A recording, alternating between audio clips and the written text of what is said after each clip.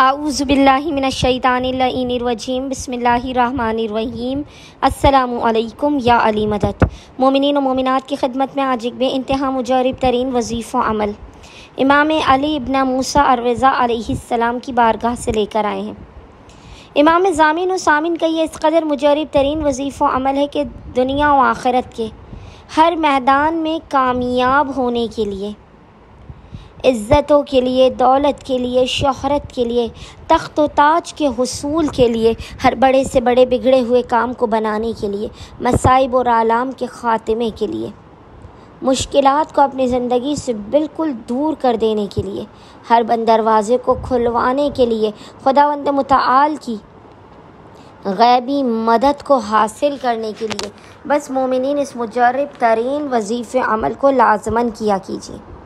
جب بھی آپ کسی شدید ترین یا بڑی پریشانی میں مبتلا ہو، کوئی ایسی حاجت ہو جو کسی صورت عطا نہ ہو رہی ہو، مومنین فوری امام علی رضا علیہ السلام کے اس مجرب ترین وظیفہ عمل کو کریں۔ آپ اپنی جاگتی آنکھوں سے معجزات کو ہوتے ہوئے دیکھیں گے۔ خداوند متعال اپنے لطف و کرم، برکات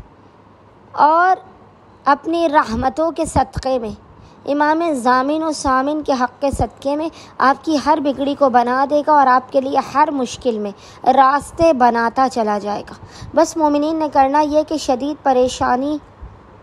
شدید مصیبت اور آلام میں گرفتار اگر آپ ہو گئے ہیں تو آپ نے فوراً باوضو ہونا ہے، اور باوضو ہونے کے بعد آپ نے قبلہ رخ بیٹھ کر سب سے پہلے ایک درود کی تسبیح امام علی رضا علیہ السلام کی بارگاہ میں پڑھ کر ہدیہ کرنی ہے۔ امام کی بارگاہ میں ایک درود کی تسبیح ہدیہ کرنے کے بعد آپ نے مصلی ہی پر بیٹھ کر بنا کسی سے کلام کیے ہاتھوں کو بلند کر کے روتے ہوئے، گڑگڑاتے ہوئے خداوند متعال کی بارگاہ میں مثل فریادی کے اپنے گناہوں کا اعتراف کرتے ہوئے 72 مرتبہ 72 ٹائمز اس ذکر کی تلاوت کرنی ہے، اور وہ ذکر ہے حسبی اللہ و نعم الوکیل، حسبی اللہ و نعم الوکیل، اور خداوند متعال کو حق امام ضامن و سامن کا واسطہ دینا ہے،